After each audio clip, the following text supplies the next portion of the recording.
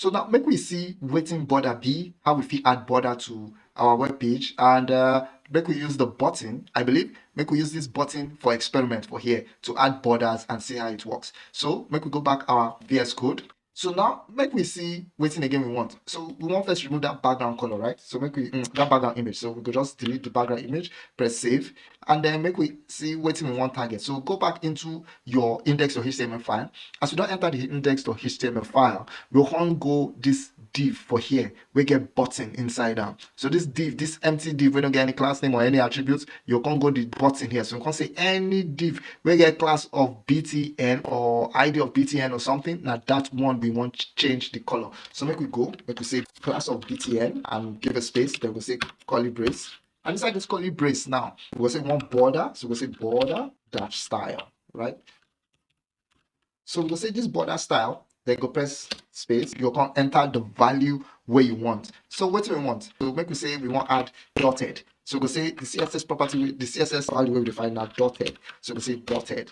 And now this dotted, you can put semicolon. So you can put semicolon there. So make we say one go our browser. And you can see that inside our browser, the button don't change in level. You know, they be like before, you don't they get dotted border now. So likewise, we fit even change the border style, the border color. So make we see whether we fit change the border color. And mind you, we can even still change other properties other than dotted. So if you just go back our text editor and then let's change this to solid, rather solid, right? So the border go dey solid, you know, go dey dotted again. Then we go just say border dash color. Of course, since we don't learn about colors, make we try add a color for here. So I go like make una just pause the video, add a color to this border color here by yourself. Remember what we said about for the previous video, what we said about hex code and using RGB. So try add your own color. And if you're interested, if you just play around with the colors, but try add whatever border color you want to add for this one. But for my own case, I could just say I want to add a border color of hash F3, and F3, my favorite grayish color. So we go just close them off with semicolon and press save.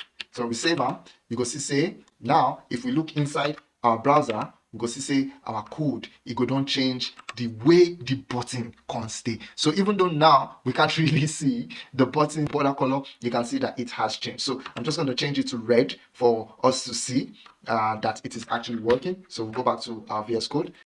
That's our red. So of course, if we save this now, it will give us that red border that we are expecting to have in our button. So as you can see that right here, it works as we expected. So another way where we fit do, let's say we want to make it be roundish looking button. Now there we fit use border radius. So if I go back into the code and I say, okay, I want to give the border radius. So I want to change the button border radius. So I go say border that radius. And then we change the border radius to whatever amount of pixels we want. So if we just say 50 pixels or 50 px.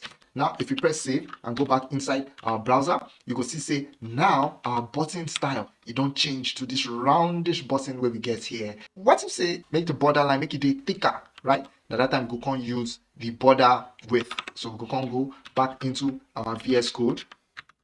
And as we don't go to VS Code now, we can say we want to make the border width. So we'll say border dash width 10 pixels, right? Let's say 10 pixels width. Although it's too much, but let's just say it. So we press save.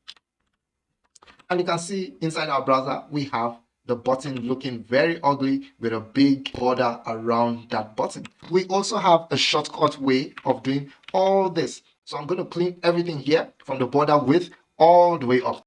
So we'll say border 10 px because it's the width of the border, and then we'll say we want the border style to be solid.